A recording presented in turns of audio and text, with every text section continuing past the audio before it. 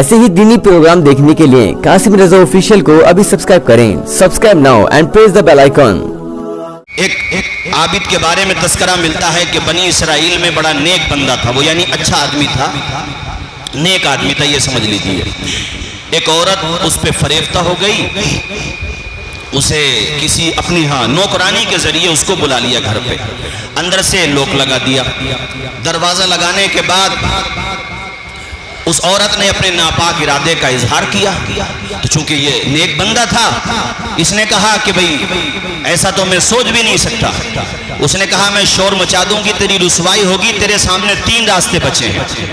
یا تو میرے ساتھ یہ بے حیائی والا کام کر, یعنی منہ کالا کر, یا پھر یہ شراب کی بوتل رکھی ہوئی ہے اس میں سے شراب پی لے, یا پھر یہ ایک چھوٹا سا بچہ تھا وہاں, اس بچے کو قتل کر دے.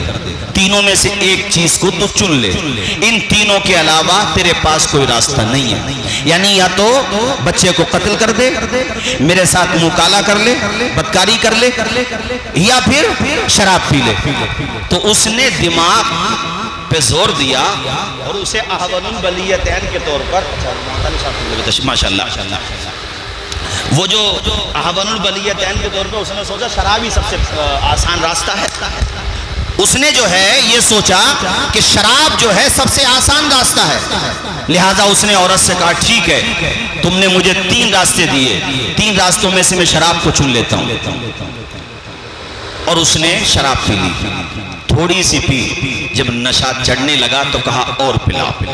اس نے اور شراب کا جام پینے والوں, یہ میں نیک بندے کی داستان سنا رہا ہوں. جب نیکوں کا دماغ شراب خراب کر دیتی ہے, تم تو رات دن شراب خانوں میں رہو گے تو کہاں پہنچ جاؤ گے. سوچو. کہا اور پلا. اس نے اتنی شراب پی کہ کلی طور پہ وہ نشے کی دنیا میں چلا گیا. اس نے پی تو اس لیے تھی کہ 2 گناہوں سے بچ جاؤں, بدکاری کے گناہ سے اور بچے کے مرڈر کے گناہ سے. جانتے ہو کیا ہوا؟ بنی اسرائیل کا یہ عابد نیک بندہ جب شراب کے نشے میں دھت ہوا تو اس نے اس عورت کے ساتھ منہ کالا بھی کیا اور بچے کا بھی قتل کر دیا. بتاؤ ایک جرم کہاں تک لے گیا. اس لیے یار ہوش میں آؤ. سوچو آپ لوگ, گھروں میں بہن بیٹیاں جوان بیٹھی ہیں, شادیاں نہیں ہوئی ہیں, تم ساری دولت جو ہے شراب کے نشے میں اٹھا رہے ہو. تمہارا باپ بیچارہ پریشان ہے, کسی کا باپ رکشہ بولر ہے, کسی کا باپ بڑھاپے میں در بدر کی ٹھوکریں کھا کر کے رزق کماتا. تم ہٹے گٹے جوان ہو کر کے شراب پیتے ہو یا جوئے میں پیسہ برباد کر رہے ہو. میرے پاس وقت ہوتا تو میں اور بھی اس پہ گفتگو کرتا, مگر میں یہیں پر اپنی بات ختم کرتا ہوں. اور یہ آپ سے یار عرض کرتا ہوں کہ اس برائی کو ختم کرو یار.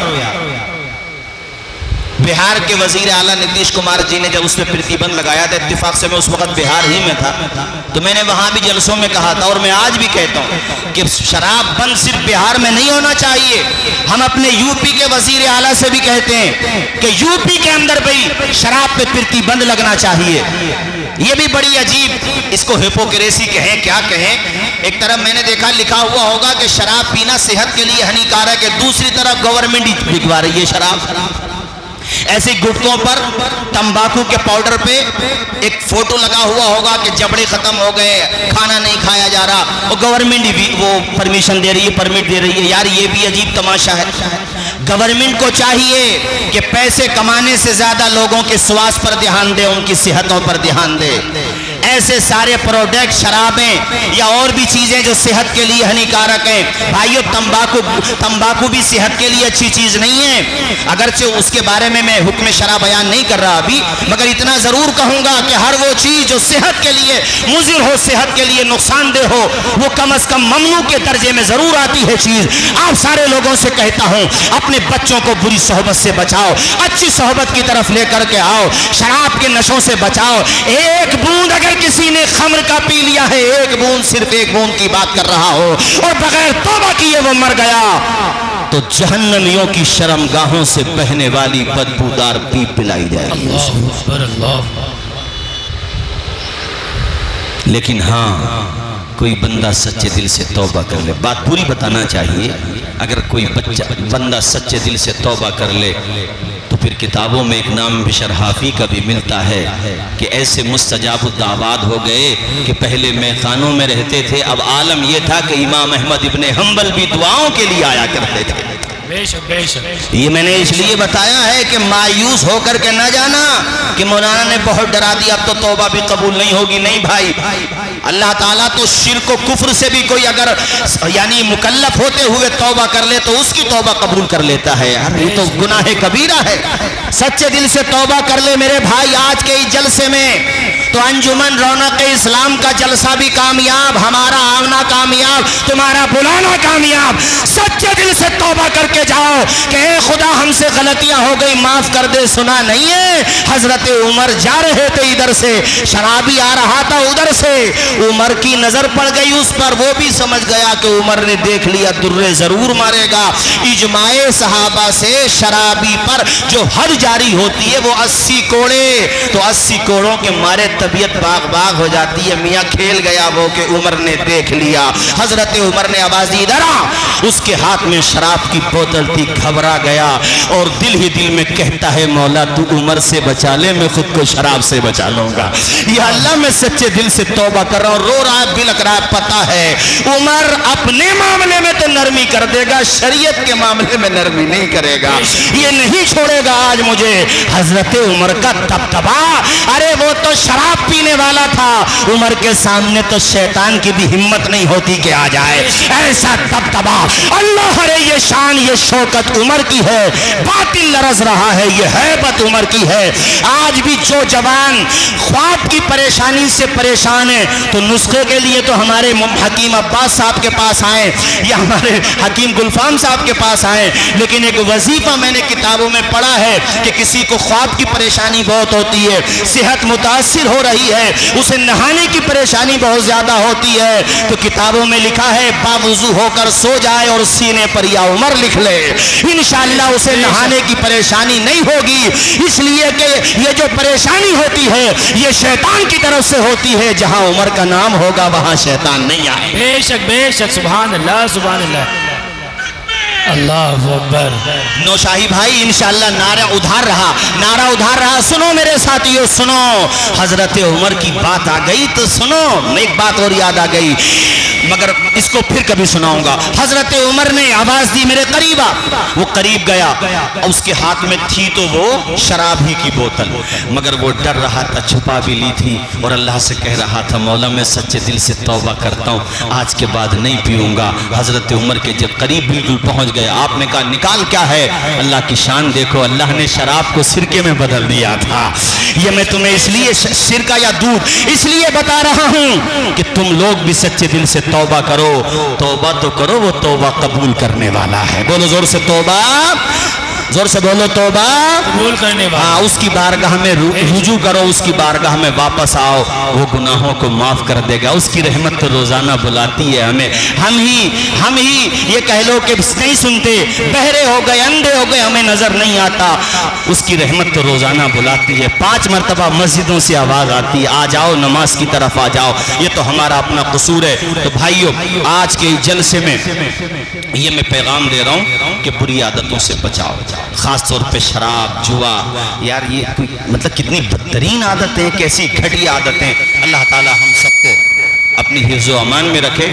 اور 5 منٹ میں ایک چیز اور بتا دوں کہ آج دنیا انصاف کی بات کرتی ہے مگر انصاف دیتی نہیں ہے. چہرے دیکھ کے انصاف ہوتا ہے لیکن حضرت عمر کا انصاف دیکھو. اللہ اکبر کبیرہ. آپ کے زمانے میں بجلا نام کا ایک بہت بڑا اپنے علاقے کا اپنے اس کا جو خطہ تھا وہاں کا بادشاہ تھا، وہ مسلمان ہو گیا. مسلمان ہوا اپنے چند ساتھیوں کے ساتھ. پھر حضرت عمر حج کرنے گئے تو وہ بھی ساتھ چلا گیا. اس کو سن لو ذرا، اور ہمارے غیر مسلم بھائی سن رہے ہوں تو وہ بھی سنیں، ہمارے پرشاسنک بھائی سن رہے ہوں تو وہ بھی سنیں. اور یہ خاکساران حق کے جو افراد تشریف لائیں ان کا بھی بہت بہت شکریہ ادا کرنا چاہتا ہوں. سنو بھائیو، انصاف کس طرح ہوتا ہے. تم تو یار شرابیں پینے میں لگے ہو، یہ باتیں بتاؤ دنیا کو، بری عادتوں سے نکلو اور دنیا کو سچائی بتاؤ. اسلام کتنا سچا مذہب ہے، وہ کتنا پیارا مذہب ہے. اور اسلام کے جو شاسک گزرے ہیں خلفائے راشدین راشدین گزرے یا دیگر خلفاء گزرے، ان کے بارے میں بتاؤ دنیا کو کہ حضرت عمر کا انصاف دیکھو کہ جب وہ طواف کر رہا تھا ساتھ ہی ساتھ حضرت عمر کے ساتھ کر رہا تھا کچھ پیچھے، تو ایک غریب دیہات کا رہنے والا مسلمان تھا، اس مسلمان کا پاؤں اس کے جبے پہ رکھا گیا جس سے اس کی چادر اتر گئی یا وہ چادر بیچ میں سے پھٹ گئی، تو اس نے غصے میں آ کر کے اس دیہاتی سے کمزور آدمی سے یہ کہا کہ تم نے یہ حرکت کیوں کی؟ اس نے جواب دیا صاحب دھوکے سے ہو گیا، میں نے جان بوجھ کے نہیں کیا، طواف کر رہا تھا پاؤں رکھا گیا اس لیے آپ کے جبے پہ پاؤں رکھا گیا اور یہ جبہ پھٹ گیا آپ کا، یہ چادر اتر گئی آپ کی، ورنہ میرا ایسا کچھ ارادہ نہیں تھا۔ ہاں یعنی چادر اتر گئی، اللہ اکبر کبیرہ، جبہ نہیں چادر اتر گئی۔ تو جانتے ہو اس نے غصے میں آ کے اتنی زور سے تھپڑ مارا، طاقتور آدمی تھا بیچارہ، وہ کمزور تھا، جس کی وجہ سے 2 دانت ٹوٹ گئے، مطلب خون نکلنے لگا۔ اس نے عدالت میں یہ معاملہ پہنچایا، حضرت عمر تک پہنچا، حضرت عمر نے بلایا اس کو بجلا کو، اور بجلا سے کہا کہ بھئی تم نے ایسا کیا اس غریب کے ساتھ؟ حکمرانوں دیکھو ایسا ہوتا ہے انصاف، ہم اپنے یو پی کے وزیر اعلیٰ سے بھی درخواست کریں گے، اور جتنے اپنے ہندوستان میں 27 یا 28 راجیہ ہیں وہاں کے وزراء سے بھی عرض کریں گے کہ اس بات کو ہماری سن تو لو، زیرو ٹولرنس کی پالیسی کس طرح سے چلتی ہے دیکھو۔ ہم بس ایک بات اپنی رکھنا چاہتے ہیں اور اپنے وزیر اعظم سے بھی یہ بات پہنچانا چاہتے ہیں، ہم دیکھو کیسے ہوتی ہے۔ حضرت عمر نے کہا یار تم بڑے آدمی ہو تو کمزور کو تم نے تھپڑ کیوں مار دیا؟ تو کہا میں نے تھپڑ مارا، میری انسلٹ کی اس نے، کہا اب تو تم نے اپنا جرم قبول کر لیا، اب تم پر قصاص جاری ہوگا، یعنی جو یہاں شریعت میں ہے وہ جاری ہوگا، تم نے دانت توڑے ہیں تمہیں تھپڑ لگوانا پڑے گا، جو تم نے کیا ہے وہ تمہارے ساتھ ہوگا، ایسے انصاف ہوتا ہے۔ اس نے کہا مجھے 1 دن کی مہلت دیجئے، میں غور کر لیتا ہوں۔ کہا ٹھیک ہے، اگر یہ کہے گا مہلت کو تب مہلت دی جائے گی ورنہ مہلت بھی نہیں دی جائے گی۔ اس نے کہا میں مہلت دیتا ہوں۔ بہرحال وہ چلا گیا واپس، وہ جا کر کے معاذ اللہ مرتد ہو گیا، مگر پیغام یہ ملا کہ حضرت عمر نے کسی کا پہناوا یا کسی کا اسٹیٹس نہیں دیکھا، بلکہ معاملے کی یعنی معاملہ دیکھا اور انصاف کر کے دنیا کو بتا دیا کہ انصاف اس طرح سے ہوتا ہے۔ اے میرے ساتھیوں، تم سے بھی کہتا ہوں مسلمانوں، تم میں سے جس کو سرکاری پد ملے، پرائیویٹ پد ملے، چھوٹا یا بڑا پد ملے، تو کبھی چہرے دیکھ کر کے برتاؤ نہ کرو بلکہ معاملہ دیکھ کر کے برتاؤ کرو، تم بھی اچھے بنو تاکہ تمہارے ساتھ بھی اچھا برتاؤ ہو۔ اللہ تعالی ہم سب کو حسن عمل کی توفیق عطا فرمائے، آمین۔ وآخر دعوانا ان الحمد للہ رب العالمین۔ السلام علیکم ورحمۃ اللہ۔